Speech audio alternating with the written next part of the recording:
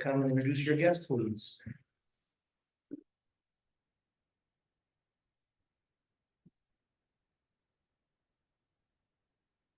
My guest is Lisa Bedian, and although I had her give me a bio, I have known her since we were teenagers.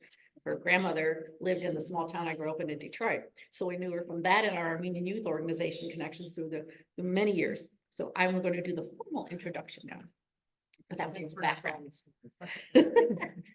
Lisa Bedian is a lifelong communicator and storyteller with career stops in sports broadcasting, local and state government, and healthcare, plus more than 25 years as an adjunct professor at Lindenwood University. Her work has earned an Emmy Award, Missouri Broadcasters Award, and more than 24 National Communications, Cable, and Print Publication Awards, along with recognition from community groups for volunteerism and involvement. Lisa's volunteer interests include everything from St. Louis Sports Commission, First Robotics, Doorways Interfaith Housing, and numerous Armenian community organizations. And she is bilingual in Armenian. Not me, but she is.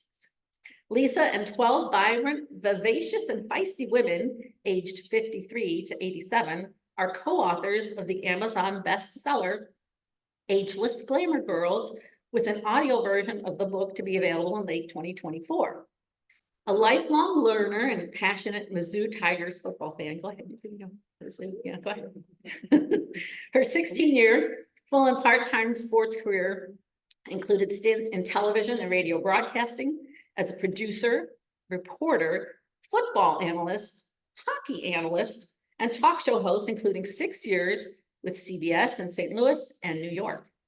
She's been the director of communications for the city of St. Peters, Missouri for 21 years.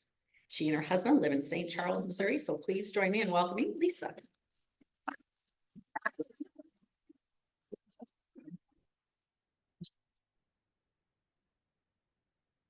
We're good to go. Going to get a little help here.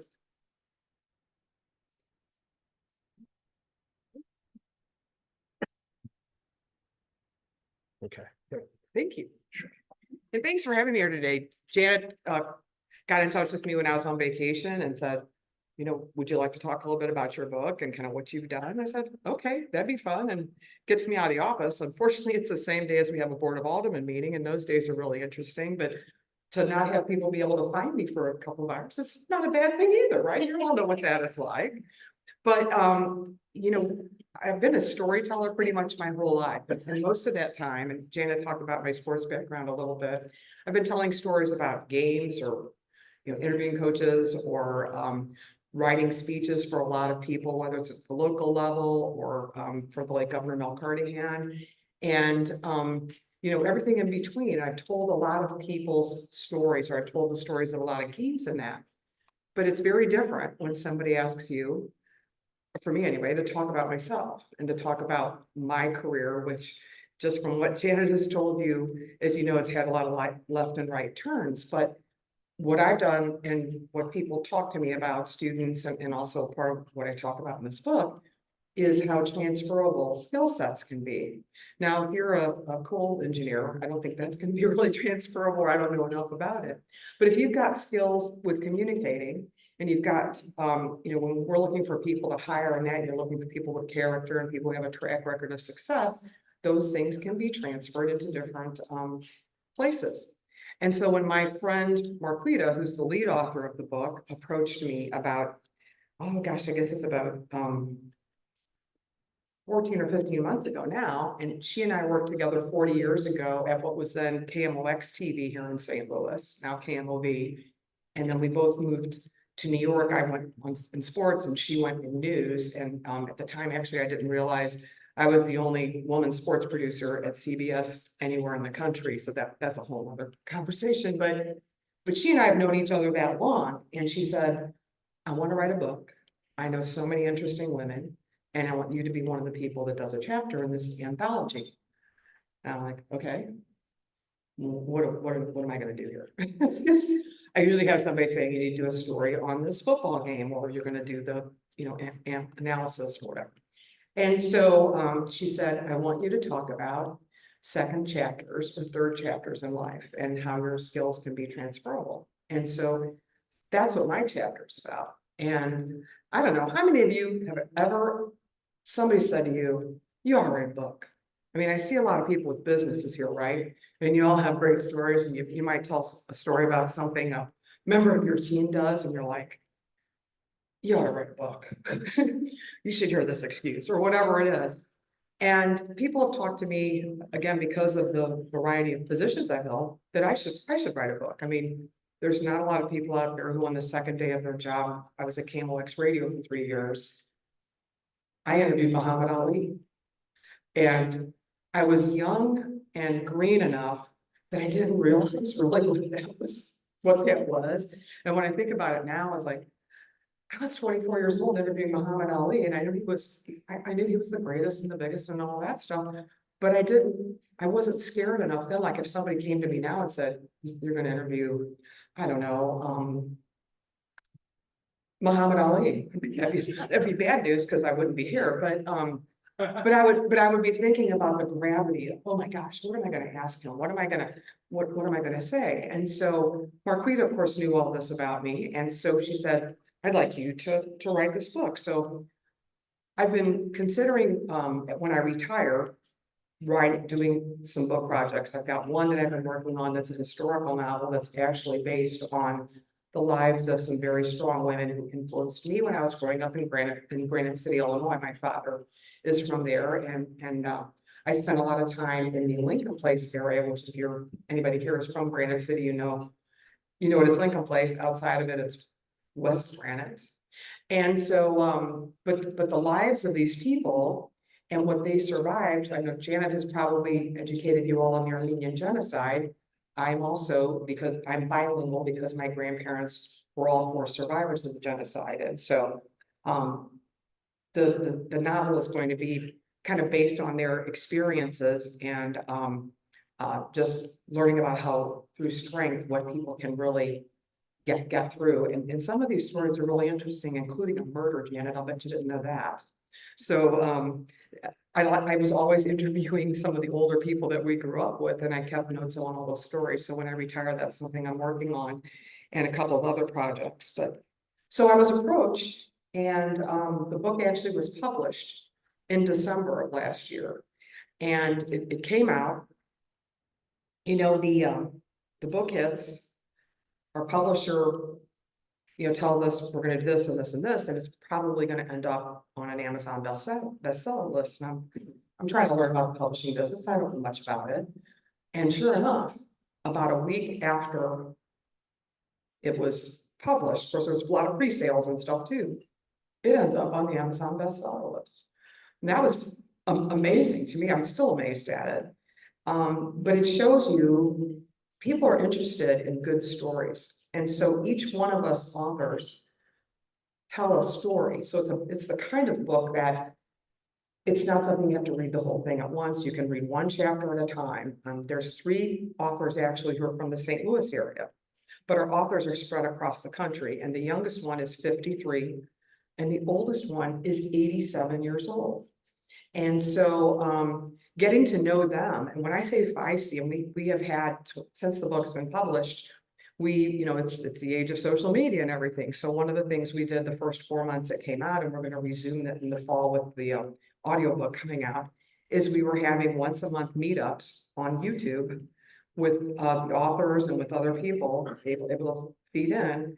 And it's been amazing, the people that we have met who are sharing their stories and are talking about the ones that we share as authors, but they're also saying, I want to tell my story, whether it's on this level or just to their friends and family, because something you've probably all heard is the saying, don't die with your story still in you, right? You don't share stories with your kids maybe, or your friends about, here's a particularly important thing I learned growing up. Or if you're a business person, here's something I learned in business that I want you to share, that you're going to do your thing, but here's something that I learned by stumbling a little bit. Those are all important stories to share. And so we've been, I don't want to say overwhelmed, but the response has been great. And some of these stories, I mean, one of the women who participated from this area is a woman named Lynn Venhouse. And Lynn is a very successful journalist. She's semi-retired now. She worked for the Belleville News Democrat for a number of years. But within a very short period of time, she lost a son to a fentanyl overdose. She lost a brother to a neurological, like an ALS type of a disease. And she lost a father figure, all within about an 18-month period. And her chapter is about grief.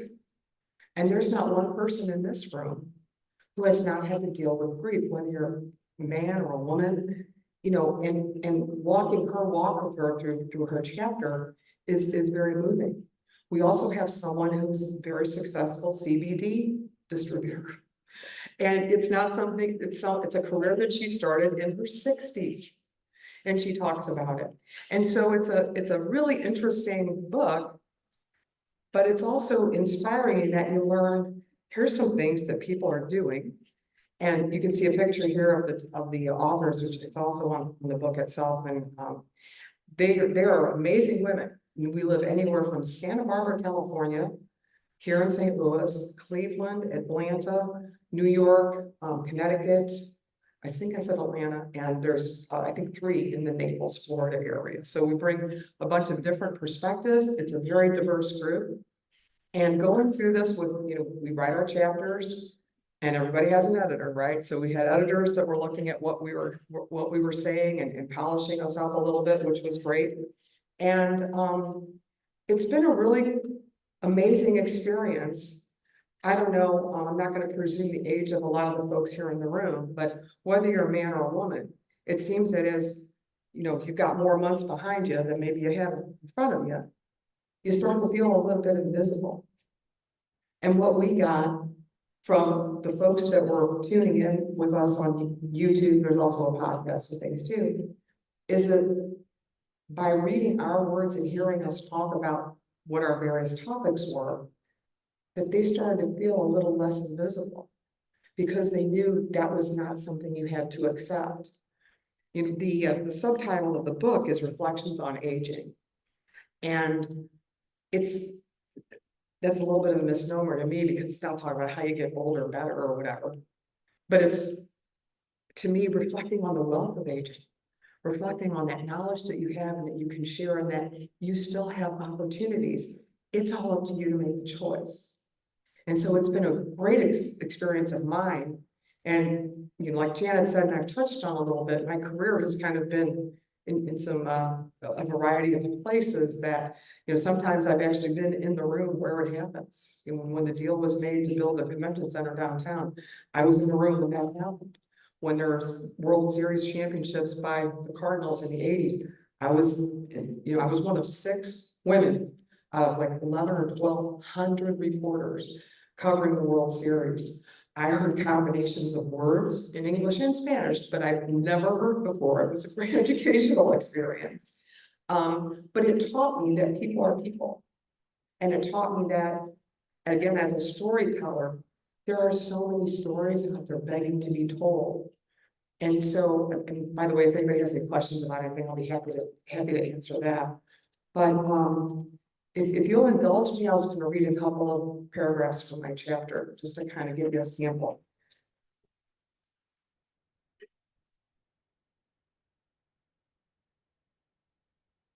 Of course, my hands aren't doing real well right now. Here we go. Okay. So the title of my chapter is the 6th one in the book, is on 2nd and 3rd acts, pulling out your transferable skills toolbox. Callaway County, Missouri in 1990, sitting at the intersection of Interstate 70 and Highway 54, isn't the place I foresee reflecting on as a major crossroads of my career. I asked myself a question I've asked myself several times during my 45+ years and still going career. Editorial note, I started when I was 8. Later that morning, I was starting a new job at the Missouri State Capitol, Jefferson City, as the chief of staff for then Missouri Lieutenant Governor and future 2-term governor, the late Mark Carnahan. And I'll just skip ahead a little bit further in the chapter. What paths did I take to get to that intersection and continue building my career for another 3+ decades? Here's the deal. I took the open road to endless opportunities. The fuel I used to power me was in a toolbox of transferable skills. You can too. Being open to possibilities is exciting and challenging. We never know where the road will lead.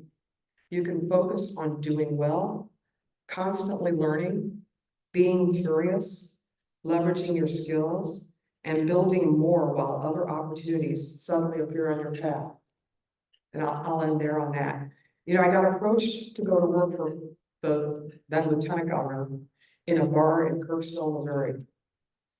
So you never know where those opportunities are going to cross your path.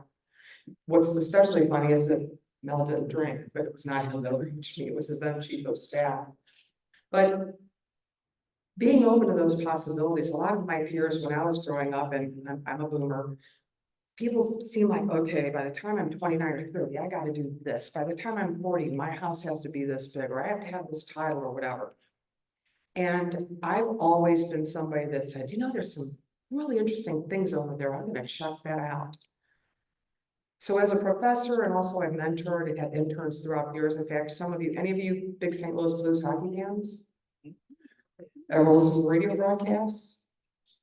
So they're a play-by-play guy for the last 20 some odd years. Chris Gerber, former intern of mine a couple of times. His mother actually worked for me, and his sister also interned for me, but that's a whole other, you just never know where folks are gonna end up. I used to joke with my interns, you're gonna hire me someday. But you just never know what's gonna come across your path.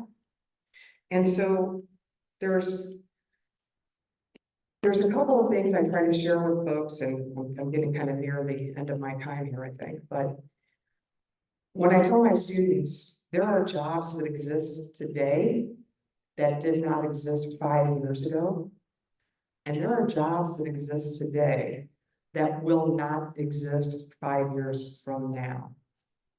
So how can you be prepared for those possibilities and those opportunities? And so I work with them to really think about, what is it I like to do? Because if you like to do it, you know, the old saying, it's not work, it still works some days. But if you like to do it, chances are you are going to invest in yourself and what it is that you're doing to be better or the best at it. You know, coming out through my career and ending up, said in New York, and some of the things that I've done, crazy football analyst for a minor league football team. I did hockey and stuff for many years. And truth being told, from a professional broadcaster standpoint, hockey was my favorite. But you just try. You just try and you learn from your mistakes. And I've also felt it was important to share that knowledge. So I'm still very active with mentoring folks. And I just recently retired actually from Lindenwood in May, my last class. I want to have a little more independence as I'm looking at retiring and being a little more flexible than what I've been doing. But it's been amazing to see folks like Chris Grow, Randy Carriger also on the radio. He's another one of my former interns. Another former intern of mine, if you're fans of Bravo TV, Andy Cohen. Some of you folks might know who he is. And I'll tell you what you see on TV, that is exactly who he is. But it's been a great opportunity for me. And so, writing a book or writing this chapter in the book has been an adventure. I would do it all over again. It's inspired me to do some other things, and I'm doing the research so that I hit the ground running.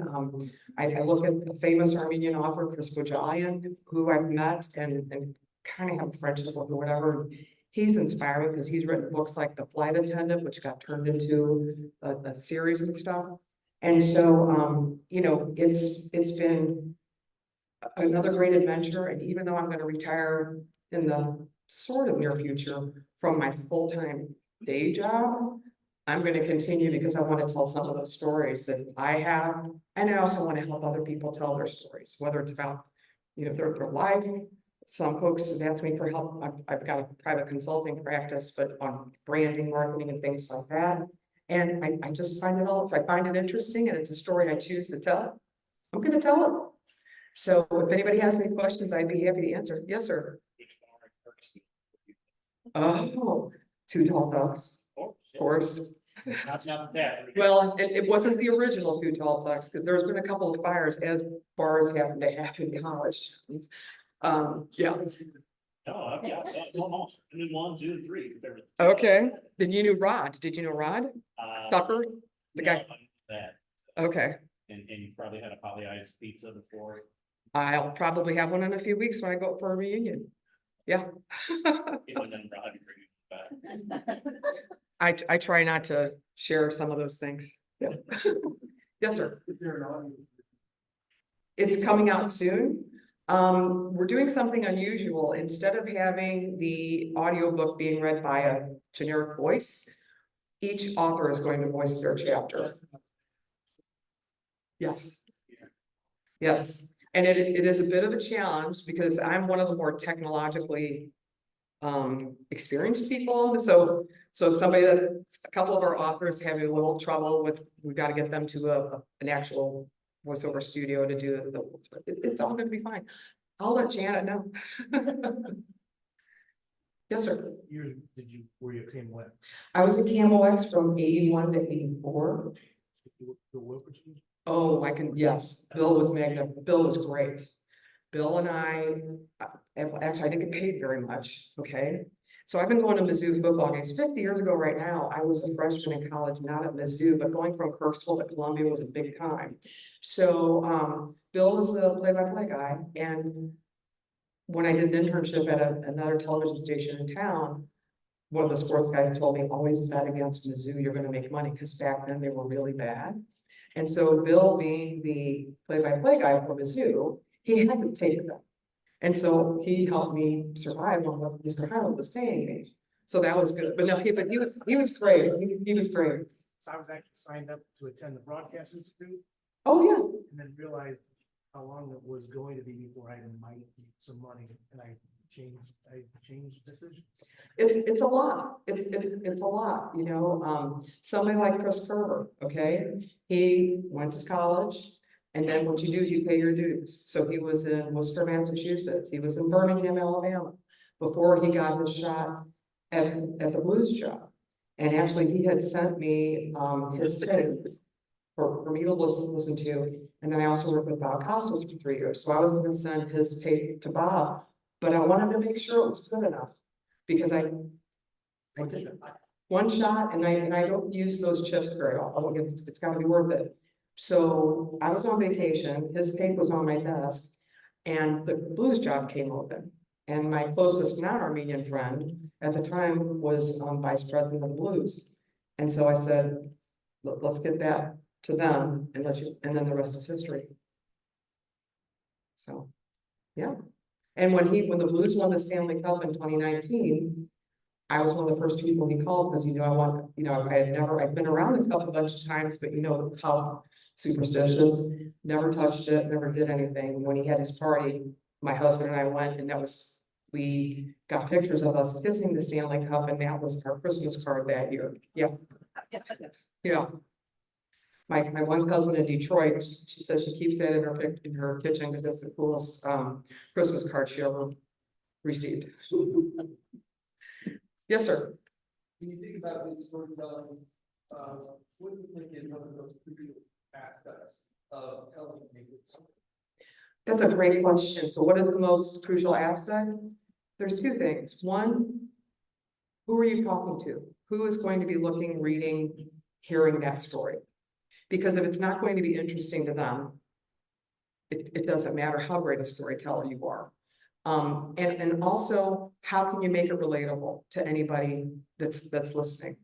I still believe, and when I worked in New York, CBS Sunday Morning does some of the best storytelling around. If you want to learn how to tell a good story, and the secret sauce there, they were on the same floor as I was, and that was where everybody wanted to work at CBS, was they could get you interested in a topic that you would never be interested in.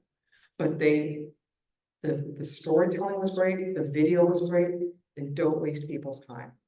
That's really important too. Thank you very much.